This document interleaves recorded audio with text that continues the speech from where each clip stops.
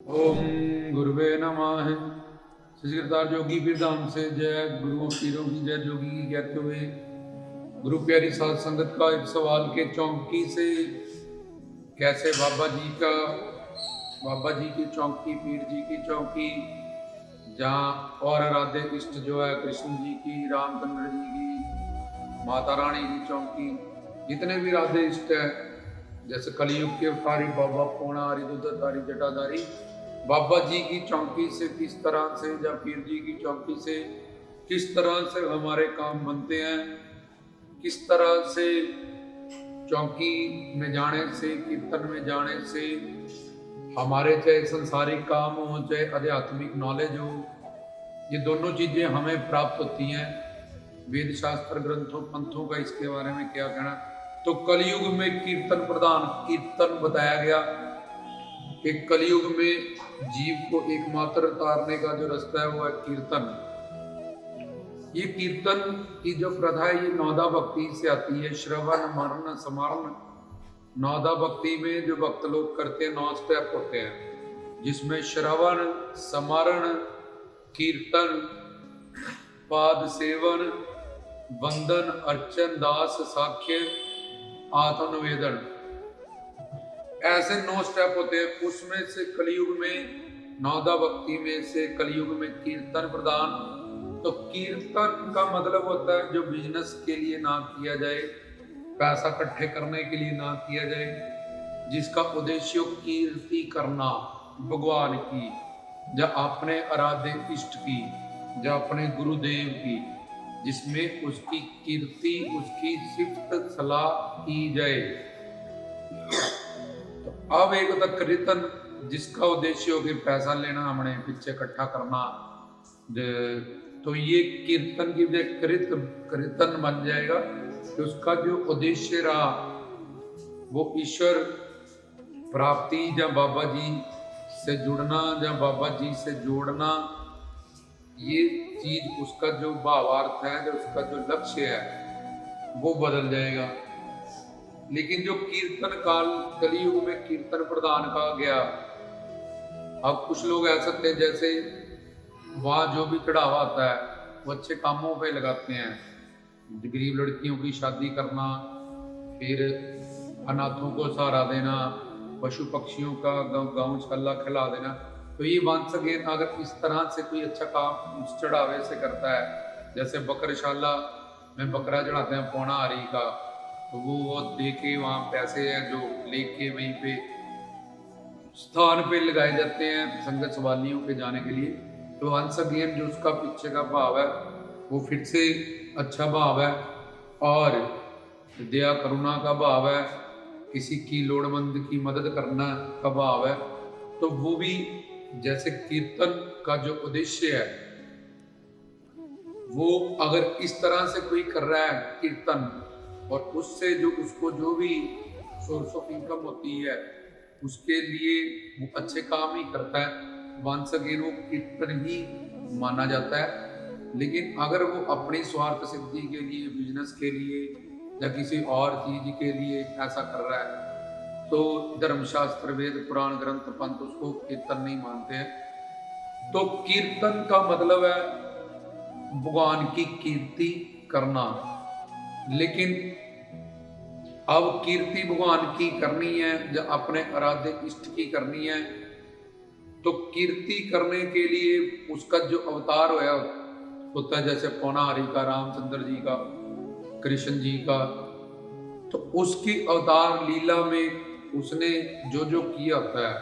अब कोई भजन गाना या कोई भजन करना, बनाना, उसमें उनकी अलग अलग लीलाओं को कंसीडर किया जाता है कि यहाँ आए, सात लाइयाँ उतार लेके आए, रत्नों के घर ऐसा किया, गोरखनाथ के साथ ऐसा किया, माता लक्ष्मी विष्णु को 5 साल की उम्र से घर से चले गए, गुरु दत्तात्रेय जी के पास गए, साधना की, भक्ति की, सिद्ध बने। तो ये सारी उनकी अवतार लीला। पीछे बताया था कि अवतार क्यों होता है, ताकि जीवों को सामग्री मिले सेवा सिमरन भक्ति करने की, भजन गाने की, बनाने की, इन सब चीजों के लिए। क्योंकि अगर भगवान अवतार ही नहीं लेगा तो उसकी कीर्ति या उसका गुणगान या उसके प्रति भजन, ये सब कैसे कलयुगी जीव कीर्तन करेगा जब बेटे बनाएगा और गाएगा। तो इसलिए कीर्तन नौदा भक्ति से रिलेटेड है। भक्ति मार्ग में कीर्तन प्रथा से ये कलयुग में भक्ति मार्ग से ही एक मंजिल मिलेगी। ज्ञान योग कर्मकांड गुरबाणी में भी लिखा है कि ज्ञान ध्यान कुछ कर्म ना जाना सार ना जाना तेरी, ये तीनों मार्गों से हमें मंजिल नहीं मिलेगी। तो अब सवाल ये है कि कीर्तन या चौकी, इससे काम कैसे बनते हैं। जो चाहे संसारिक कोई फंसे हुए काम है, किसी को अपनी संस्कार या अपनी समझ के हिसाब से कुछ भी चाहिए, तो हम कहते हैं चौकियों में जाओ, कीर्तनों में जाओ, बाबा जी की इन्हीं चौकियों में जाओ, एक साथ बैठो और फिर वो झोली भरनी भर जाती है संगत सवालियों की, भक्तों की। तो इसके पीछे की क्या साइंस, क्या है इसके पीछे का ज्ञान, क्या है सत्य है। हम देखते हैं सिमरन सब रोगों की औषध नाम भी लिखा है कि सिमरन करने से सिमरो सिमर सिमर सुख पाओ, के सारे सुख भी मिल जाते हैं। और यहाँ कलयुग में कीर्तन प्रधान भी लिखा है, क्योंकि कलयुगी जो जीव है, इसका जो मन है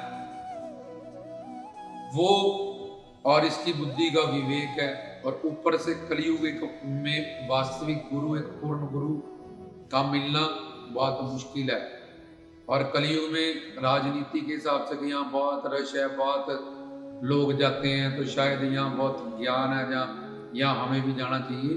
तो ये राजनीति का जो एक फंड है वो भी कलयुग में धर्म में लोग उसको फॉलो करते हैं कि बहुत वहाँ रश है, इतने लोग जा रहे हैं, इसलिए वहाँ बहुत अच्छा ज्ञान या सच्चा ज्ञान या ये सब है, हमें भी चलना चाहिए। तो लेकिन हरिगुरु भगवान की दुनिया में ऐसा नहीं है। वो कहता है कि कृष्ण जी ने अर्जुन को सारथी बन के ज्ञान किया कि तेरे ड्राइवर को भी ज्ञान हो सकता है, जिससे तूने ज्ञान लेना उसको तू पहचान नहीं सकता, वो पूरा अनपढ़ भी हो सकता है, अंगूठा छाप भी हो सकता है, लेकिन वो तत्वदर्शी हो, जिसको लोगों ने अक्सर कहा ये चमार है, ये शिंबे हैं, ये जुलाए हैं, वहीं से अवतार हुए कबीर जी का, रविदास जी का, नामदेव जी, जयदेव जी का। अगर तुम वैसे अपने देखोगे सोशल साइंस से लगे ये तो चमार है, ये तो शिंबे हैं, ये तो जुलाहे हैं, ये तो वो हैं, लेकिन सारे अवतारी पुरुष जितने भी हुए हैं वो ऐसी कोरे अनपढ़ अंगूठा छाप स्कूल तक भी नहीं गई, लेकिन दुनिया को तार दिया उन्होंने, क्योंकि उनके पास रूहानी ज्ञान था, तत्व ज्ञान था, कूड़ा ओनकार। गुरु नानक देव अपने गुरु को बढ़ा के आए, बड़े बड़े पीर पैगंबर संत महात्मा रामानंद कबीर जी ने जिनसे नामदान लिया, उन्होंने फिर गुरु को, कबीर जी को ही अपना गुरु बना लिया बाद में। तो ये इतिहास गवाह इन सब चीज़ों के लिए। तो हमने बात करनी है कीर्तन से या चौकी में जाने से किस तरह से हमारे काम बनते हैं। तो कीर्तन भगवान को पता था कि कलयुगी जीव सिमरन में बैठेगा, तो इसके 3 शरीर होते हैं, पहले ये समझना पड़ेगा। 5 महाभूत तक ये बार जो बना हुआ है तुम्हें दिखाई देता है। 5 महाभूतों से आकाश, वायु, अग्नि, जल, पृथ्वी, इसके अंदर सूक्ष्म शरीर होता है। जब तुम सो जाते हो तो तुम देखते भी हो, तुम सुनते भी हो, सब कुछ फील करते हो। क्यों? क्योंकि ये तुम्हारा सूक्ष्म शरीर मन, ये 5 ज्ञान इंद्रिय, 5 कर्म इंद्रिय सूक्ष्म रहती हैं। ये 5 सूक्ष्म इंद्रिय, 5 सूक्ष्म ज्ञान इंद्रिय, 5 सूक्ष्म कर्म इंद्रिय, 5 प्राण, मन, बुद्धि, अहम, ये 18 तत्वों से तुम्हारा दूसरा शरीर, सूक्ष्म शरीर बना हुआ है, जिसमें सारी इंद्रियां हैं। और जैसे तुम सो रहे हो, आंख तुम्हारी बंद है, बेड पे पड़ी है, लेकिन तुम देख रहे हो। कैसे देख रहे हो? क्योंकि 11वीं इंद्री जिसको मन कहते हैं, उसमें सारी सूक्ष्म इंद्रियां होती है। जैसे डॉक्टर कहता है कि ये आंख अब पीछे से चलेगी, पीछे से लाइट नहीं है, कुछ नहीं कर सकती ये तेरी आंख। तो ये तो एक डब्बा है जिसमें आके वो इंद्रियां, वो मन जब आता है तो देखने के लिए ये आंख काम करती है, ये कान काम, जब जोत निकल जाती है तब आंख भी पड़ी है, कान भी पड़ा है, नाक भी पड़ा है, कोई एक्टिविटी नहीं होती, जुबान भी पड़ी, कोई टेस्ट नहीं होता। लेकिन इसके साथ जब मन जुड़ता है, पीछे सूक्ष्म शरीर आके बैठता है, तो तब ये गोलक है, गोलक जिसमें पैसा जैसे डालते हैं, तो इसमें जब आके पीछे वो सूक्ष्म इंद्री जुड़ी रहती है, तो फिर इस आंख से दिखता है, इस कान से सुनता है, इस जुबान से टेस्ट मिलता है। तो ये दूसरा शरीर। और तीसरा कारण शरीर, इस संसार की इच्छाएं, वासनाओं का, कामनाओं का, जिसके कारण हमारा यहाँ पे जन्म हो रहा है। तो ये 3 शरीर में जो दूसरा शरीर बताया, सूक्ष्म शरीर, इसमें 5 कोश होते हैं, समझो 5 शरीर और होते हैं। जैसे प्याज पे छिलके लिपटे रहते हैं, ऐसे ही अन्न में, प्राण में, मन में, विज्ञान में, आनंद में, ये 5 शरीर या 5 कोश, पहले 3 शरीर और दूसरे शरीर में फिर 5 कोश, मतलब 5 शरीर फिर से।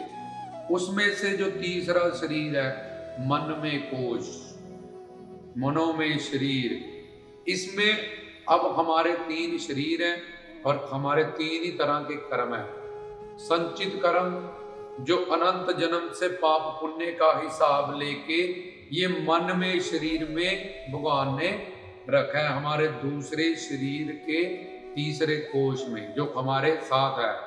जो हम भोगने आए हैं वो हमारी किस्मत है, प्रारब्ध है। जो कर रहे हैं वो क्रियामान कर्म है। और जो का हिसाब पड़ा है, जिसके लिए जन्म मृत्यु जन्म मृत्यु जन्म मृत्यु 83 लाख योनि, उसको संचित कर्म कहते हैं। वो मन में, शरीर में, तुम्हारे दूसरे शरीर के तीसरे कोष में हिसाब तुम्हारा जमा है। इतना इसने आगे कर्म किया, ये ऐड कर लिया, इतना भोग लिया, इतना वो अनंत है, अनंत जन्म इस जीव के हुए हैं। तो संचित कर्म भी अनंत है। पाप और पुण्य का हिसाब अंदर लेके भगवान सर्वज्ञ सर्वंतर्यामी है, वो अंदर लेके बैठा है। भगवान के 3 रूप होते हैं, तारनारणौ, शीनो दिशाई, गर्भो दिशाई। शीनो दिशाई में वो हमारे अंदर आत्मा में परमात्मा, परमात्मा में आत्मा, वो सबका हिसाब बैठा के अंदर उसने कच्चा चिट्ठा संभाल के रखा है, सब जीवों का एक एक। तो अब दूसरे शरीर में तीसरा कौन, मनो में शरीर। और अब सवाल है, अच्छा सवाल है काफी, कि चौकी से किस तरह से हमारे काम बनते हैं। ऐसा क्या होता है चौकी में, भजन में जाके बैठने से, सिमरन में तो हमने सुना है। तो कलियुगी जीव जो ज्यादा देर सिमरन नहीं कर सकता, क्योंकि इसके पाप बड़े हैं, अंदर संचित कर्मों के इतने ज्यादा जमे हैं, और ऊपर से वास्तविक गुरु ना मिलने के कारण, तत्व ज्ञान ना क्लियर होने के कारण उसको पता ही नहीं है कि सुख क्या है, शांति क्या है, आनंद क्या है, प्रेम क्या है, माया क्या है। तो कीर्तन प्रथा, कलियुग में कीर्तन प्रधान, कि अब ये थोड़ी देर सिमरन पे बैठेगा, ओम नमः शिवाय, नमो सिद्धाय, नमो शिवाय, नमो सिद्धाय, औलक औलक। तो ये संचित कर्मों के कारण, इसके पापों के कारण, कोई 2 मिनट, कोई 5 मिनट, कोई 10 मिनट ये भागेगा। और मन चंचल है, मन का नेचर है हमेशा चलना, नया नया चाहता है, हमेशा नया नया चाहता है, साहिब मेरा नीत नवा। तो इसलिए भगवान ने कहा कि कलियुगी जीव तेरे लिए मैंने कीर्तन का एक विधान बना दिया, जैसे एक सिमरन का है। तो उसमें जो अवतार तेरे आराध्य इष्ट हैं, लखदाता जी या पौणाहारी जी या माता रानी या जो भी आराध्य इष्ट तुम्हारे, जिसमें तुम्हें श्रद्धा है, जिसको भी हम पूछते हैं, तो उसके जो अवतार हुए उसके नाम, पौणाहारी, दुद्धधारी, जटाधारी, कलाधारी, रत्नोदा, पाली, गुफा, दवासी, चिमटे वाला, टूणे वाला, ये उसके नाम। उसके गुण भक्ति वाले हैं जी, शक्ति वाले हैं जी। शिव शंकर, भोले शंकर के आंशिक रूप कार्तिकेय के अवतार हैं जी, ये उनके गुण बड़े भक्ति वाले, शक्ति वाले, ज्ञानी हैं, ध्यानी हैं, सहनशीलता से भरे हैं, कान छेद रहे हैं तब भी वो आनंद में। तो रत्नों ने ताने मारे, सहनशीलता का उन्होंने दिखाया, सहनशीलता गोरखनाथ ने जबरन किया, सहनशीलता दिखाई, उसके अहंकार को तोड़ा, उसके जो गलत है उस चीज से लड़े, अंदर से आनंद में है, शांति में है, सुकून में है। दीनता, सहनशीलता, ये सब चीजें जो हम सिख पीछे बताते हैं तुम्हें, ये सब उनके करैक्टर में देखने को, हर अवतारी पुरुष के, जब सत्संगी के देख, अगर वो है सत्संगी नाम का नहीं तो उसमें पता चलता है वो सारे करैक्टर नेचर उसका होता है। तो ये उसके नाम, उनके गुण, उनके रूप, के शिव का रूप है, शिव शंकर जी का रूप है, शिव शक्ति का रूप है, और मोर पे बैठे हैं, काली मूर्ति में बैठे हैं, समाधि में बैठे हैं। तो उनका रूप ध्यान, जब हम किसी को याद करते हैं उसका पहले रूप हमारे सामने आता है, फिर उससे बात करते हैं हम। ऐसे ही जब कीर्तन चौकी में जाओ और बैठो तो बाबा जी को साक्षात सामने मानो कि वो विराजमान है, बैठे हुए हैं, हमें देख रहे हैं, वॉच कर रहे हैं। हमारे गुरु और बाबा जी दोनों, हम उनके लिए आए हैं। तो उनके नाम, गुण, रूप, उनकी लीलाएं जो उन्होंने कौतक दिखाए, माता रत्नों को, गोरखनाथ को, नरबख्शी राक्षस को चिमटा उड़ा के, वृक्षाला तोड़ के, 100 चेलों को दूध पिला के, ये उनकी कौतक, उनकी लीलाएं, उनका नाम, उनका रूप, उनका गुण, उनका लीला, उनका धाम। जैसे शाह तलाइयाँ हो गया, जैसे जहाँ जहाँ भी उनके मंदिर या चौकियाँ या जोतें प्रचंड हो रही हैं, उन सब धाम का उसका गाना शाह तलाइयाँ वाला जोगी, या जूनागढ़ गुजरात में आए, या रत्नों के घर गए, जहाँ हर जगह पे कलयुग के अवतारी होने के कारण लखदाता जी की पिंड पिंड, शहर शहर, और पौणारी जी की हर शहर में तुम्हें मंदिर मिलता है। तो उनके नाम, गुण, रूप, लीला, धाम और संत सतगुरु जो कि पूर्ण है, वास्तविक है, जैसे गुरु दत्तात्रेय जी की तरह है, लखदाता जी की तरह है, और उनके नाम का भजन गाना, उनकी कीर्ति करना और उसमें मन का जुड़ाव करना। अब बताया था कि तुम बोलोगे यार मन में तो, मन ने सुनना भी है, मन ने जुड़ना भी है। तो सुनना तो कानों का काम है जो बात समझने वाली है, देखना तो आंखों का काम है, बोलना तो जुबान का काम, लेकिन मन में सारी सूक्ष्म इंद्रियां होती हैं। अब देखो, तुम चावल बना रहे हो और अगर तुम्हारा मन वहां पे नहीं है, तुम नमक, चाय बनाए, मीठा डाले, आज ही मन तो कहीं और गया हुआ। अच्छा, शरीर अगर वहां भी है लेकिन मन वहां नहीं है तो सारा कर्म उल्ट पुल्टा है, होगा नहीं। वो बोले कहाँ तू सोई रहती है आजकल, चाय बनाइए, वो आज ही मेरा मन टेंशन में इधर उधर था, शरीर से मैं लगी हुई थी। तो इसका मतलब अगर मन साथ में ना हो, क्या बोलना जी पता नहीं यार, मेरा मन उधर, फिर बोली हुई एक बार, जहाँ नमक डालना था वहां 2 चम्मच डाल दिए, वो नहीं है, मन मौजूद नहीं है, मन इधर उधर भागा हुआ, तो कर्म कुछ भी ठीक नहीं हो रहा। तो ऐसे कि मन में सारी इंद्रियां, जब मन वहां रहेगा पीछे, सही चाय भी बनेगी, चावल भी बनेंगे, सब कुछ। मन नहीं है, चावल ज्यादा उबाल दिए खिचड़ी बन जाएगी, उसकी कम उबाल दिए वो कच्चे रह जाएंगे। अब मन वहां पे सावधान है, एकाग्रता, सब कुछ ठीक हो रहा है। तो इसलिए एक कली इंद्रियां कुछ नहीं कर सकती, इसलिए भगवान कहते हैं इंद्रियों की भक्ति का मैं कोई फल नहीं देता। मन, तो मन में सारी इंद्रियां, उस मन ने कीर्तन करना है, कीर्तन सुनना है, कीर्तन से जुड़ना है। कीर्तन का जो भाव है कि रत्नों ने ताने मारे, चाहे वियोग का है, चाहे विराग का है, चाहे संयोग का है, चाहे श्रृंगार भाव का है, चाहे पति प्रीतम का है, चाहे नाचने लगे, चाहे बैठने लगे, चाहे ध्यान में जुड़ने लगे, चाहे रोने लगे, चाहे खुशी मनाने लगे, ये सारे अलग अलग भाव जो कीर्तन में उस भेंटों के हिसाब से हमारे प्रकट होते हैं। अब कौन जुड़ा, अभी बताया तुम्हें संसार में कि मन नहीं है तो कोई कर्म हो नहीं सकता।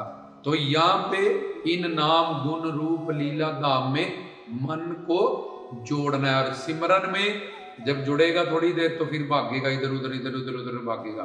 तो फिर दूसरी प्रथा कि मन का एक नेचर है कि इसको हमेशा भागना है और चलना है, तो उसके लिए 6 घर और बनाए गए कि जैसे सिमरन में जुड़ा है, जिसके सिमरन में जुड़ा है उसका नाम, गुण, रूप, लीला, धाम, संत, इनका कीर्तन में सुने, जुड़े मन, बार बार मन।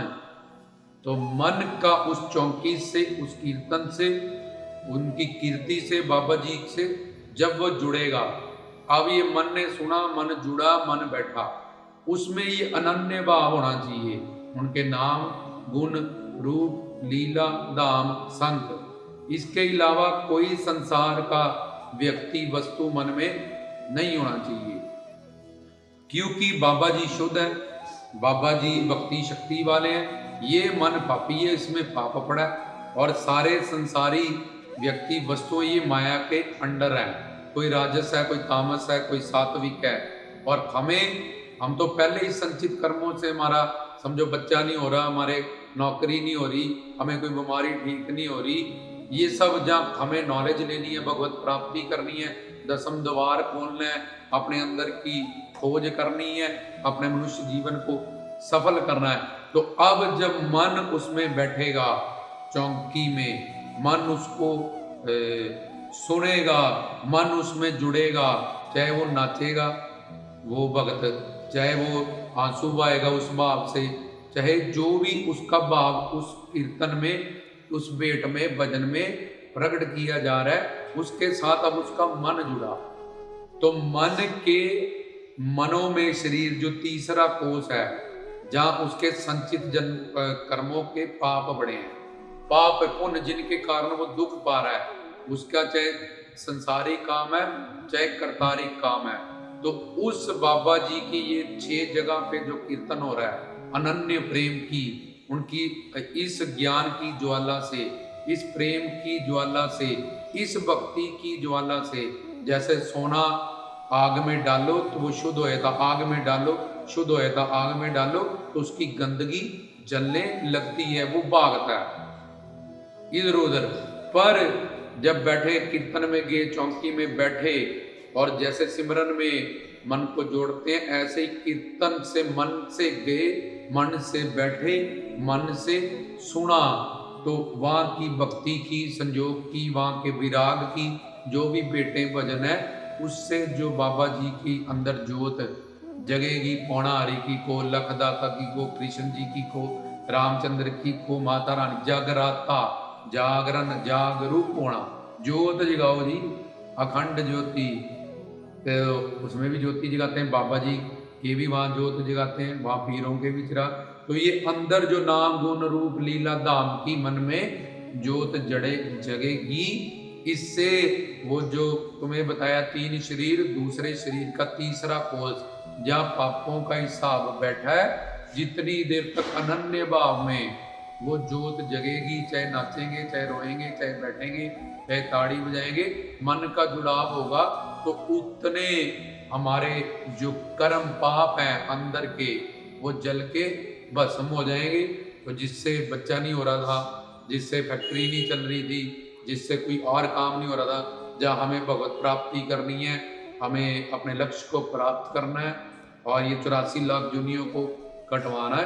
तो ये सवाल बहुत अच्छा और खूबसूरत था कि चौकियों में जाने से ये नचना, हम नचने भी लगते हैं, तो ये सब कैसे है कि अंदर के पाप काम बन जाएंगे। कहते चौकियों में आओ, इतनी बैठो, इसके पीछे का जो विज्ञान है वो समझाया गया कि कैसे हमारे 3 शरीर हैं, फिर 3 कर्म है, और किस तरह से कीर्तन का मतलब कीर्ति गायन करना, उसमें जब अनन्य भाव किसी भी व्यक्ति, वस्तु का जो माया के अंडर है, काम, क्रोध, लोभ, अहंकार से भरा है, तामसिक वस्तुएं हो, ये तीनों गुणों की जब व्यक्ति हो, जब इनसे मन बाहर होगा, जो जैसे खाना खाने से अपने आप क्या होता है, पेट भर जाता है, एनर्जी आ जाती है भूख में, ऐसे ही भक्ति करने से, चौकियों से जाने से लगातार अंदर ये जो भक्ति की जो ज्वाला चलती है अलग अलग भाव से,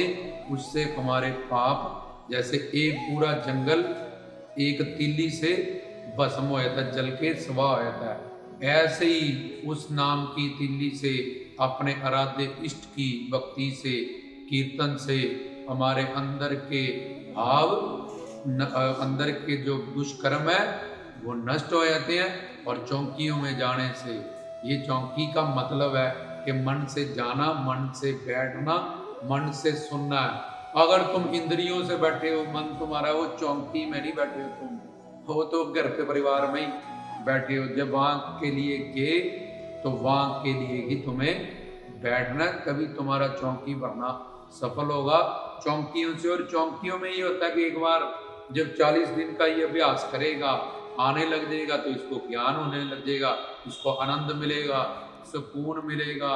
और अगर वहाँ के अच्छे गुरु, पूर्ण गुरु हैं, तो तत्व ज्ञान भी समझाएंगे, तो अपने आप फिर इसको आदत लग जाएगी। जैसे गंदी चीजों की आदत लग गई, निंदा चुगली करने की लग गई, काम क्रोध की लग गई, तो इस तरह से ये चौकियों की, भजन की, कीर्तन की, सत्संग की कलयुग में देखते हुए कि इसके जो सिमरन की विधि है, जो सिमरन करने की जो कला है, वो सिमरन पे बैठेगा तो इतनी जल्दी इसका ध्यान मंत्र में या जप में या सिमरन में नहीं लगेगा। इसलिए 6 बार बनाएंगे, जिसमें थोड़ा सिमरन करे, फिर मन उचाट होने लगा तो कीर्तन करे नाम गुण रूप लीला धाम का, फिर अलग अलग लीलाएं गाएं भगवान की, उससे जुड़े और अपने इष्ट राधे के लिए चाहे नाचे, चाहे बैठे, चाहे विराग में जाए, चाहे रोए, कुछ भी करे, जिससे इसका वो अंतःकरण शुद्ध। और इस तरह से फिर हमारे काम बनते हैं। ये था इसके पीछे का जो ज्ञान कि किस तरह चौकियों सत्संगों कीर्तन में जाने से हमारे काम बनते हैं। चाहे हमें ईश्वर को पाना है, परमात्मा को पाना है, उनका दर्शन करना है, चाहे हमें संसारी की कोई काम है, ईश्वर परिपूर्ण है। वो कहता है भक्ति करके ये ले ले, वो ले ले, तेरी मर्जी है। और अगर सुख शांति प्रेम आनंद लेना है तो ये भाई संसार में ऐसा कुछ नहीं है। संसार चाहिए, मांग ले, ले ले, तू अनंत जन्म 84 का चक्कर लगा ही रहा है तो लगाता रहे, मेरे को कोई इसमें दिक्कत नहीं है। तू मेरा बच्चा है, भक्ति करके चौकी में आके जो भी मांगेगा मैं तुझे दूंगा। तो रामदास की